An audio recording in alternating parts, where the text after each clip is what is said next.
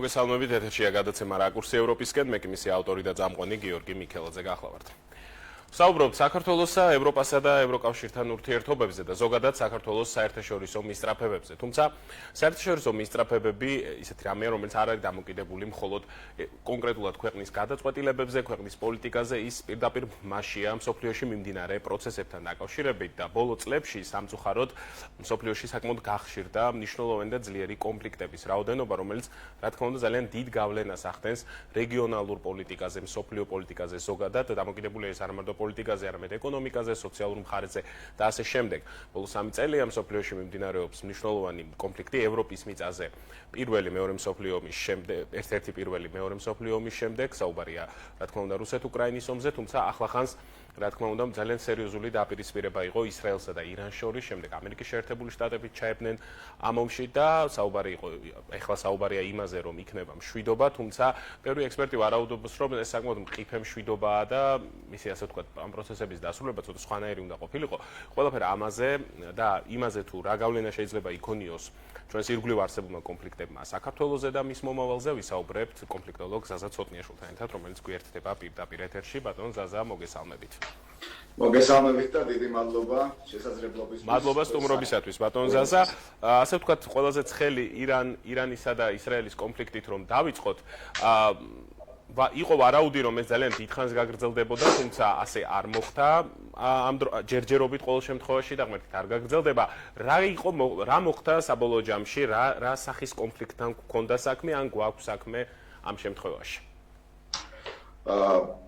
იდეაში დღეს ძალიან ისეთ ტურბულენტურ მსოფლიოში ვცხოვრობთ და ხშირად იმეორებენ უკვე ჩემი კოლეგები იმას, რომ თუ 90-იან წლებში ჩვენთან იყო ძირითადად ეპიცენტრი და ვიყავით უძიმეს სიტუაციაში, დღეს ყველაზე ასე ვთქვათ შეიძლება ითქვას სტაბილური გარემო ჩვენთან არის, ამ თვალსაზრისით მე ვგულისხმობ ასეთ ცხელ კონფლიქტებს და ეს გარკვეულად იმედს გვაძლევს, რომ ვიქნებით სტაბილური სახელმწიფო. რაც შეეხება მსოფლიოს, განსაკუთრებით ბოლო დროს არის ყურადღების ცენტრში ირანის, ისრაელის და რა თქმა უნდა რუსეთის და უკრაინის დაპირისპირება. იდეაში ეს საკმაოდ ცხელი და მასშტაბური კონფლიქტია ორივე, განსაკუთრებით ირანის და ისრაელის ეს ივნისის კონფლიქტი არის 2025 წლის შეიძლება ითქვას ერთ-ერთი ისტორიული კონფლიქტი. მინდა გითხრათ, რომ ასეთი კონფლიქტები იწყება რაღაცა სერიოზული წითელი ხაზების გადაკვეთის შემდეგ და ჩვენ თუ შევადარებთ აი ამ კონფლიქტებს და ობიექტური გვინდა რომ ვიყოთ, აი ამ თვალსაზრისით აშკარაა, რომ ამ შემთხვევაში ირანი იყო ძალიან ახლოს ბირთვული იარაღის უკვე ასე ვთქვათ შექმნასთან და როგორც ჩანს ეს იყო ის წითელი ხაზი, რამაც გამოიწვია დასავლეთის, კონკრეტულად კი ისრაელის და ამერიკის გაერთიანებული ძალებით ამ ასე ვთქვათ ამბიციის, მოდი ესე ვთქვათ, ჩახშობისთვის გადაიდგა ეს საკმაოდ ისეთი მძლავრი ნაბიჯი. მძლავრი ნაბიჯი იმ თვალსაზრისით მოხდა მასშტაბური დაბომბვები, თვითონ საცდელი ატომური ცენტრების და პრაქტიკულად არსებული ინფორმაციით განადგურდა ის შესაძლებლობა, რაც ირანს მისცემდა ბირთვული იარაღის, როგორც სამხედრო იარაღის შექმნის, ასე ვთქვათ, თვალსაზრისით რაიმე ნაბიჯები გადადგას. იდეაში ბირთვული წარმოება სხვათა შორის თურქეთშიც მიმდინარეობს და მას რუსეთი თურქეთშიც ეხმარება, თუმცა ისინი ცდილობენ რომ ენერგორესურსების თვალსაზრისით გამოიყენონ ეს ატომური ასე ვთქვათ შესაძლებლობები. რაც შეეხება ირანს, ეს ის მომენტი იყო, როდესაც პრაქტიკულად არავის არ აძლევდა ხელს ირანის ბირთვულ სახელმწიფოს ჩამოყალიბება, ალბათ იმ ქვეყნებსაც და რამდენიმე ალბათ არაბულ ქვეყანასაც, რომელთანაც ისრაელმა საერთო ენა უკვე გამონახა, ეს გახლავთ საუდის არაბეთი, ბაჰრეინი და გაერთიანებული ემირატები, რომელთანაც აქვს საკმაოდ ბოლო დროს კარგი ურთიერთობები და ისე რომ ეს რელიგიურ ნიადაგზე რაიმე ესეთ განსაკუთრებულ ასე ვთქვათ პროტესტს აი ამ რეგიონში არ უნდა ველოდეთ, თუმცა საკმაოდ ასე ვთქვათ მძლავრი შოკი იყო ეს მთელი ახლო აღმოსავლეთისთვის, რაც ჩვენ ვიხილეთ და იყო ძალიან მასშტაბური ასე ვთქვათ. ბატონ ზაზა, მაყურებლისთვის რომ განვარტოთ, რას ნიშნავს მსოფლიო ძალთა ბალანსისთვის ის, რომ ირანმა პერსპექტივაში ყოველ შემთხვევაში საუბრობენ იმას, რომ ეს პროცესი შეაჩერეს, მაგრამ ირანს რომ გაეკეთებინა, ასე ვთქვათ, ატომური ბომბი, რა მნიშვნელობა ექნებოდა ამას მსოფლიო ძალთა ბალანსისთვის? მოდი ესე შევხედოთ საკითხს. დღეს რომ ირანს ქონოდა ბირთვული იარაღი, ალბათ ესეთი შეტევა ირანზე ვერ განხორციელდება. დიახ. აი პირდაპირ ასე შეიძლება ითქვას და მით უმეტეს ვთქვათ ისეთ კავშირში მთელი მსოფლიოსთვის, ხო იცით მაინც რომ შედარებით ასე ვთქვათ ლოიალური მოკავშირეები ყავს მას რუსეთის, მეტნაკლებად ჩინეთის მხრიდან და იარაღის თვალსაზრისით მათ აქვთ საკმაოდ კარგი კომუნიკაცია და კარგი ურთიერთობები.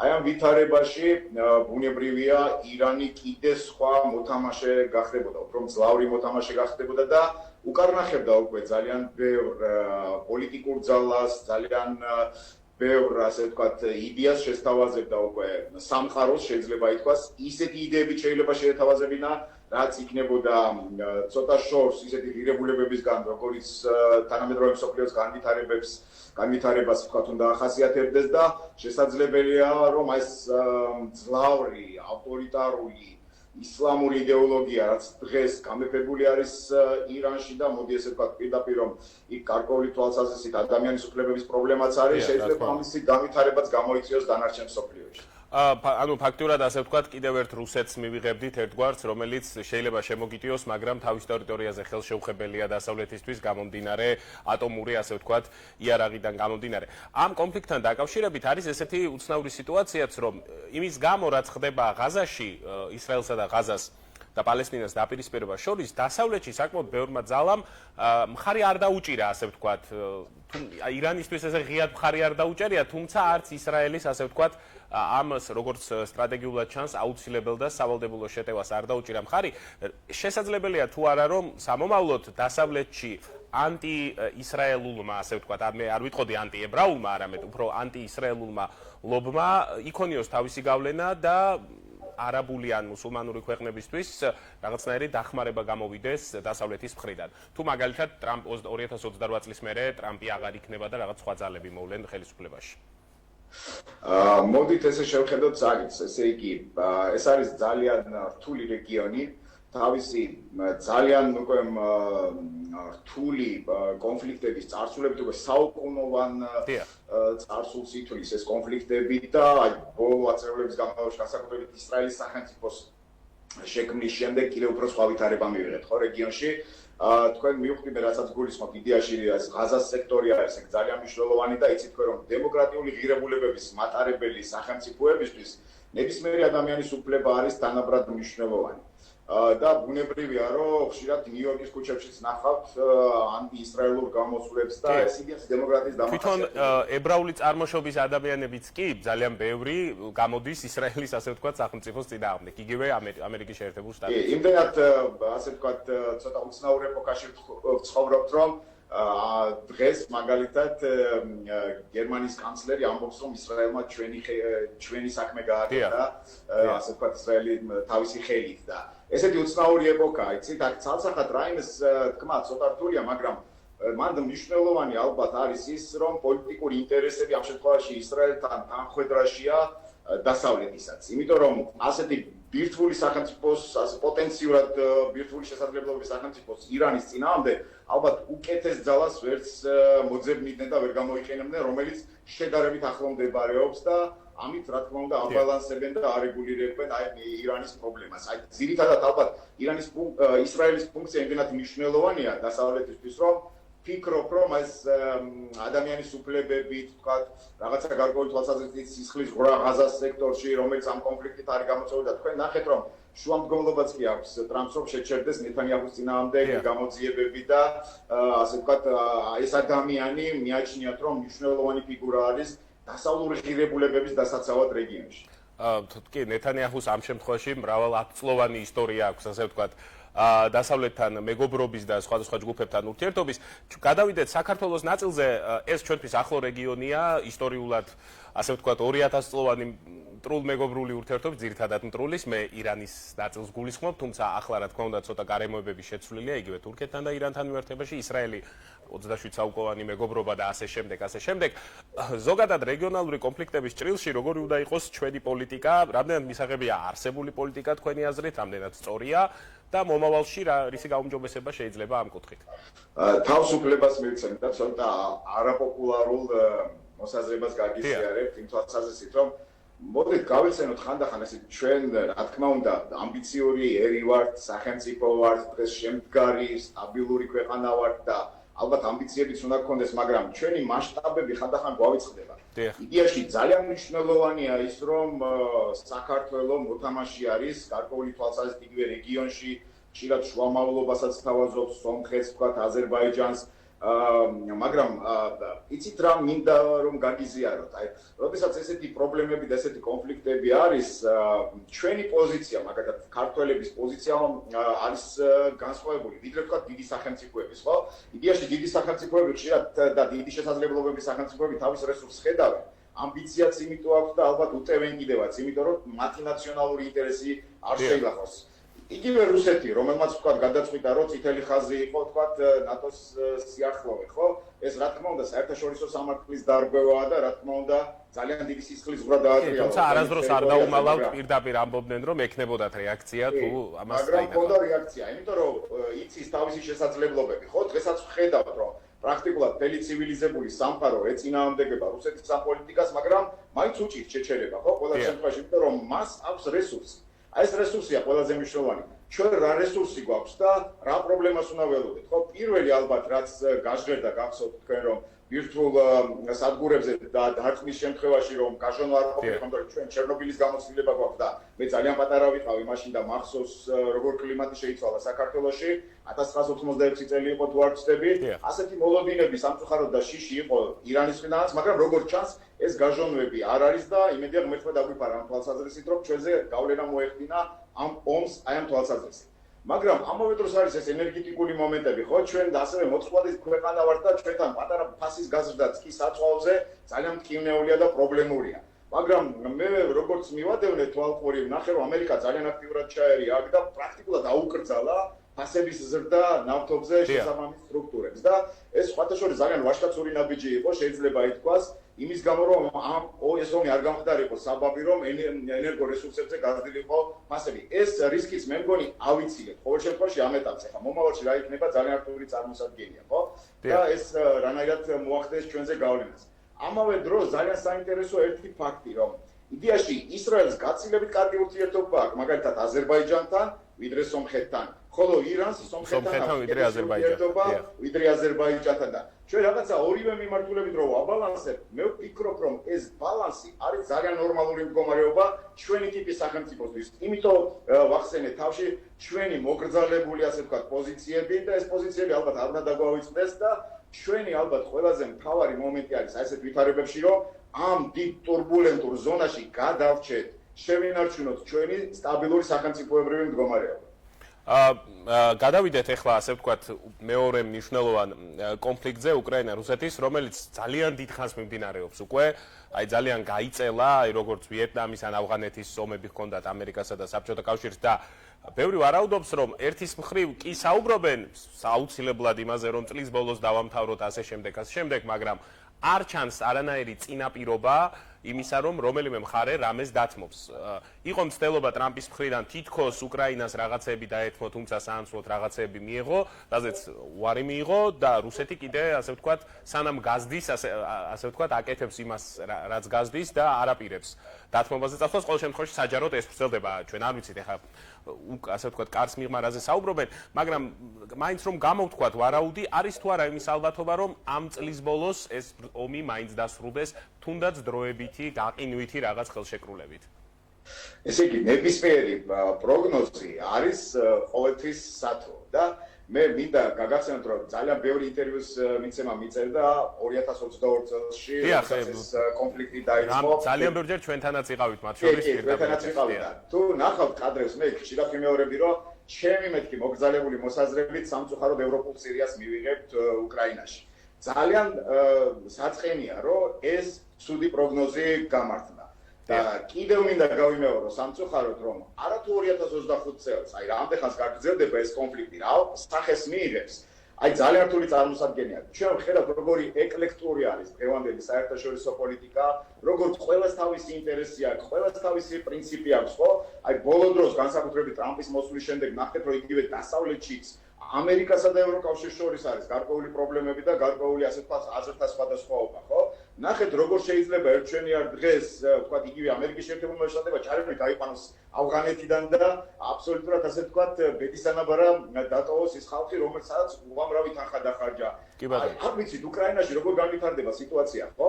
მან შეიძლება ასე ვთქვათ თუ დასავლეთის დიდი მხარდაჭერა იქნება უკრაინამ შეინარჩუნოს თავისი პოზიციები, ახლა რეალურად რო შევხედოთ ამ ომში უკრაინამ რაც მიიღო დახმარება შესაბამისად შექმნა ბრძოლის უნარიანი ჯარი მილიონამდე აიყვანა ჯარისკაცი. წარმოიდგინეთ, ევროპაში ყველაზე მძლავრი ჯარი ყავს უკრაინას. ყველა სოფლიოში უკვე ტოპ 5-ში, ასე ვთქვათ, შესული ჯარია. დღეს ჩვენ ზუსტად ვთქვათ, რომ ის თავის თავს ბოლომდე დაიცავს. ან აღადგენს იმ სტატუს კვოს, რაც 2022 წელს იყო, ან თუნდაც 14 წელში, როდესაც ჯერ კიდევ პირიმიც მას ეკუთვნოდა, ხო? ანუ გვაქვს ძალიან რთული სიტუაცია. მე მაინც მგონია რომ რთული სიტუაცია და ამ ეტაპზე იქ რაიმე საერთაშორისო სამართლის ბოლომდე გამარჯვების იმედი არ უნდა გქონდეს. ყველაზე ასე ვთქვათ ისეთი რთული პროცესი არის დღეს, როდესაც პრაქტიკულად გაყინული არის ეს ფრონტის ხაზი ძირითადად გაყინულია. უბრალოდ გაცვლა ხდება ამ რაკეტებით მიდის ძირითადად ომი, გაცვლა ხდება ამ რაკეტების ერთმანეთს აყენებენ ზიანს. უკრაინაც ახერხებს, აი ჩვენ ნახეთ ერთ-ერთი ძალიან ისეთი ოპერაცია, როდესაც ძალიან ბევრი ძვირადღირებული თვითმფრინავი გაუნადგურა. გუშინაც იყო შედარებით მცირე მასშტაბის, მაგრამ მსგავსი ოპერაცია რამდენიმე სულ. რუსეთს მაინც ვერ ააშენებს იმ თვითმფრინავებს, ხო? ისეთი გამოცდია, ახალი ქარხნები ჭირდება და სხვა რესურსი ჭირდება, იმდენად დიდი ზიანი მიაყენა. ამავე დროს ჩვენ ვხედავთ რუსეთი როგორ დაუნდობლად ასევე ანადგურებს უკრაინის ინფრასტრუქტურას, მოსახლეობას და პრაქტიკულად დანგრევას აპირებს და ჯერჯერობით მისი ამბიცია არის რომ აკრაინა, ანუ რუსეთის განაპირა მხარე მას ეკუთვნის და იქ არც ერთ შემთხვევაში არ დაუშვებს ისეთ სამხედრო ძალას, როგორც არის ნატო მაგალითად და ამისთვის მზად არის ის დღემდე რომ ასე ვთქვათ იბრძოლოს და სხვადასხვა არ ჩანს არანაირი უკან დახევა. აი არაფერი ისეთი განსაკუთრებული პოზიციები გარდა დიპლომატიური განცხადებების, რაც ჩვენ უკვე კარგად ვიცით და ხედავთ რომ არაფერს განსაკუთრებულ სამხედრო სპეციალისტებიც აღნიშნავდნენ რომ სტრატეგიული თვალსაზრისით არც ერთი მიდის წინ, არც მეორე და ამ მდგომარეობაში ძალიან დიდ ხანს აი პირველ მსოფლიო ომში რო იყო ერთ პოზიციაზე რო იყვნენ 4 წელი დაახლოებით იმ პოზიციაში შეიძლება იდგნენ. ერთი კითხვა კიდე მინდა დაგისვათ პოლონეთის პარლამენტმა ეხლა ხანს მიიღო დადგენილება შეთანხმებიდან გამოდიან რითაც ასე ვთქვათ სასაზღვრო ზოლის მინირებას აპირებენ და სხვადასხვა ფორტიფიკაციების გაშენებას. ეს ნაბიჯი თქვენი აზრით იგივე საპირებს ბალტიისპირეთის სახელმწიფოები. ეს ნაბიჯი რით არის გამოწვეული რეალურად არსებობს იმის საშიშროება რომ რუსეთმა შეიძლება რაიმე მოქმედება განახორციელოს ამ მიმართულებით იმის გათვალისწინებით რომ უკრაინაში სამი თვის ნაცვლად 3 წელია ასე ვთქვათ ჩაფლულია და თავის მიზნებს მაინც ვერ მიაღწია. მე მინდა გავიხსენო დიდი სამამულო ომის პერიოდი, როდესაც ჩვენს თანამემამულე სტალის 3 მილიონი ჯარისკაცის მობილიზება დაჭირდა რომ უკრაინა გაეთავისუფლებინა. ესეთი მარტივი არ არის უკრაინის გავლა. ანუ რუსეთს პრობლემა აქვს ამასთან დაკავშირებით, მაგრამ თქვათ მოხდა სასწაული უკრაინამ ყველაზე ცუდი სცენარიო წარმოვიდგინოთ რა უკრაინას აღარ დაეხმარა დასავლეთი და რუსეთმა შეძლო რაღაცა წლების შემდეგ თვითონ ასე ვთქვათ გაძლიერდა ეკონომიკურად და გაიარა. ბუნებრივია რომ ეს საფრთხე არსებობს. აი ამ შემთხვევაში რა თქმა უნდა ძალიან ბუნებრივი საშიშროება არის. მით უმეტეს ისტორია და სტატისტიკა მეტყველებს იმაზე რომ ეს ტერიტორიები სულ ხელიდან ხელში გადადიოდა ხო ისტორიულად. პოლონეთი განსაკუთრებით. ჩვენ ყველაზე ცუდ турბულენტურ ზონაში რატომ იმყოფებით რომ საერთაშორისო სამართალი დაიყო. საერთაშორისო სამართლის მთელი ძალა რა იყო და სტაბილურობა რატო გქონდა აქამდე, ხო, თქვათ აი რაღაცა 50 წლის განმავლობაში. და მე რატო დაარღვიეს ადამიანებმა ეს საერთაშორისო სამართალი, რომ სუსტი იქნება თუ ძლიერი იქნება საერთაშორისო სამართლის სუბიექტი, სახელმწიფო არ უნდა დაესხას ერთი მეორეს. მაგრამ კონფლიქტის ბუნებაც ეს არის, რომ გაძლიერდება რაღაცა მიმართულებით, ესა თუ ის ძალა და მას განვითარების სხვა ხედვები არ აქვს. მას თავისი ისტორიული განვითარების, ასე ვთქვათ, ბუნება უკარნახებს, რომ უნდა გააკეთოს ის, რაც აკეთა მაგალითად მისმა წინაპარმა საუკუნეების განმავლობაში, ისე რომ გამორიცხული ამ შემთხვევაში არაფერი არ არის. მაგრამ ღმერთმა არქნას, რომ უკრაინა ისე დასუსტეს და მას დასავლეთი აღარ დაეხმაროს, რომ ესეც მოახერხოს რუსეთმა და მიადგეს ევროკავშირს. და აუცილებლად უნდა გკითხოთ ტრამპის მოსვლის შემდეგ ევროპისა და ამერიკის შეხედულება კონფლიქტებთან დაკავშირებით ზოგადად ფრანგულ-გერმანული ასე ვთქვათ შეხედულება და ამერიკის შეხედულება განსხვავდება ერთმანეთისგან, ხშირად არის კრიტიკაც ერთმანეთის, თუმცა შემდგომ სამიტებზე მეგობრულად, ასე ვთქვათ, მეგობრობა, მაგრამ შემდეგ უკან წასვლა და კვლავ ერთმანეთის გაკრიტიკება. ევროპის პოლიტიკა რამდენად სასარგებლოა იგივე აღმოსავლეთ ევროპის ქვეყნებისთვის, ხომ არ არის ეს მაინც უფრო იმასთან დაკავშირებული, რომ საფრანგეთი და გერმანია პირველ რიგში საკუთარ თავს იცავს, რის გამოც შესაძლოა, მათ შორის უკრაინა ჩვენ უკვე წლებია და სხვა ქვეყნებიც აღმოსავლეთ ევროპის მაინც შეეწიროს იგივე რუსეთის აგრესიას. ეს საერთაშორისო სამართალი ვახსენებ და მეორე მსოფლიო ომის შემდეგ გახსოვთ თქვენ ამ მსოფლიო ომმა როგორ გაანადგურა მთელი ევროპა, რა მძიმე სიტუაციაში იყვნენ ისინი და ამ გერმანელების ფაშისტურმა იდეოლოგიამ როგორ დაანგრია მთელი ევროპა. აი ამის შემდეგ, როდესაც მოხდა ეს შეთანხმება და გადაინაწილეს, ასე ვთქვათ, მეორე მსოფლიო ომის შემდეგ ძლიერ დამაქვეყნეს ეს მიწები, დაწყნარდნენ, დაისვენეს და ადამიანებისთვის გასაგებენაზე რომ ვთქვათ, ევროკავშირი მოდუდა გარკვეული თვალსაზრისით, გადავიდა ძალიან კეთილ, ასე ვთქვათ, დღეობაზე და რაც ძალიანაც კარგია, მოდი ესე ვთქვათ, ნახეთ როგორ განვითარდა. სასურველი არის ეგრეთ ცხოვრება. ტექნოლოგიურად, მაგრამ ერთი მომენტი ალბათ გამორჩათ, რომ რაღაც 50 წელში თუ 40 წელში ერთხელ ადამიანებს თუ სახელმწიფოებს კვლავ უნდებათ თავისი ამბიციები გამოაცხადონ და ამ ამბიციების დასაპირისპირებლად შესაბამისი სამხედრო რესურსი ყოველთვის მზად უნდა ქონდეს. აი დღეს რო დაჭირდეს ევროკავშირს რაღაცა მობილიზება, მე ვფიქრობ ძალიან გაუჭირდება. თუ მით უმეტეს ამერიკასთან ვერ გამონახა საერთო ენა, დღევანდელი მოცემულობით თუ ამერიკა მოარიქვა ევროკავშირის მხარდაჭერაზე, თუნდაც სამხედრო თვალსაზრისით ევროკავშირი ძალიან სუსტი აღმოჩნდება, ძალიან ბევრი ძალის წინაშე და ეს მათი აქილევსის ქუსლი არის შეიძლება ითქვას. ეხლა დაიწყეს ლაპარაკი იმაზე, რომ უნდა გააძლიერონ დაფინანსება საკუთარი სამხედრო პოტენციალის და უნდა ასე ვთქვათ მზად იყვნენ თუნდაც სხვა ავტორიტარული რეჟიმების სურვილებით, რომ ვთქვათ გაავრცელონ მათი იდეოლოგია და მათ ტერიტორიებზე ასე ვთქვათ შესვლას რო წინააღმდნენ. ისე რომ ეს პრობლემები არის ევროკავშირში, ეს კითხვები არსებობს ევროკავშირში, მაგრამ ესეც ძალიან კარგად იციან, რომ იგივე ამერიკასთან მათ მოუწევთ, რომ დაალაგონ გარკვეული ურთიერთობა და ეს ბუნებრივია თქვენ პოლიტიკის, ბიზნესის, ეკონომიკის ენაზე რას ნიშნავს, ხო? მაშინ ამერიკა, რომელსაც ყველაზე დიდი სამხედრო ბიუჯეტი აქვს, ტრილიონს მიუახლოვდა ამერიკის სამხედრო ბიუჯეტი, 900 მილიარდზე მეტია უკვე და ეს არის მთავარი, ხო, ამ ეტაპზე. თუმცა რუსეთის სამხედრო ბიუჯეტი დაახლოებით 150 მილიარდი უნდა იყოს, ახლა ამ ეტაპზე არ არის ძალიან დიდი, მაგრამ სამაგეროდ სამხედრო ძალა აქვს დიდი. ნუ ტრადიცია სამხედრო ძალა და ასე ვთქვათ ისტორიული ისა დამოკიდებულება ჯარის მიმართ. რაც განსხვავდება დამოკიდებულება. და სულ ბოლოს კითხავთ, ზოგადად საქართველოს პოლიტიკაზე ვილაპარაკეთ, კონფლიქტების დროს, როდესაც ასე ვთქვათ კონფლიქტები იმართება, ძირითადი ასე ვთქვათ ჩვენ შემთხვევაში თქვენ ისაუბრეთ ნეიტრალიტეტის მნიშვნელობაზე, თუმცა ქვეყნის შიგნით ხშირად არის ასე ვთქვათ მოთხოვნები ხელისუფლების მიმართ, სხვადასხვა ჯგუფების მიმართ, მათ შორის მხარდამჭერების ან არამხარდამჭერების გარკვეული პოზიციების ასე ვთქვათ ღია და აშკარად დასახელების, მათ შორის პარტნიორი ქვეყნებისგანაც. აი რამდენად მისაღებია რეალურად ზოგადად საერთაშორისო პოლიტიკას რო შევხედოთ, რომ შენს პარტნიორ ქვეყანას, რომელსაც ამბობ რომ პარტნიორია, მოსთხოვო რაღაც კონფლიქტებთან დაკავშირებით პოზიციის დასახელება, მაშინ როცა გასაგებია რომ ვერ დაასახელებს, ასე ვთქვათ, ან საფრთხეს ჩაიგდებს თავს ამ პოზიციის გამოხატვით.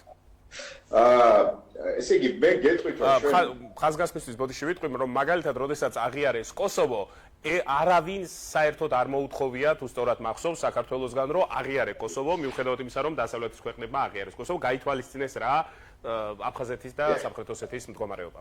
და დღემდე არც გვიღიარებია და არც არავინ არ და არც ვაღიარებთ. მე ვფიქრობ, ჩვენ ვართ დღეს ამ თვალსაზრისით ძალიან ოპტიმალურ, დაბალანსებულ ვითარებაში. არავინ არაფერს არ ითხოვს ჩვენგან განსაკუთრებით. მით უმეტეს რომ კარგად იციან იგივე ჩვენი პოტენციალი, კარგად იციან ჩვენი შესაძლებლობები, ისე რომ ადამიანებისთვის გასაგებ ენაზე რომ თქვა, მოდი ესე, სპილოების ჭიდილში სპილოებით არ უნდა გავიჭყლიდოთ რა, იმიტომ რომ ეს გამოცდილება სამწუხარო გვაქვს და ძალიან ბევრჯერ გავიჭყლიდეთ.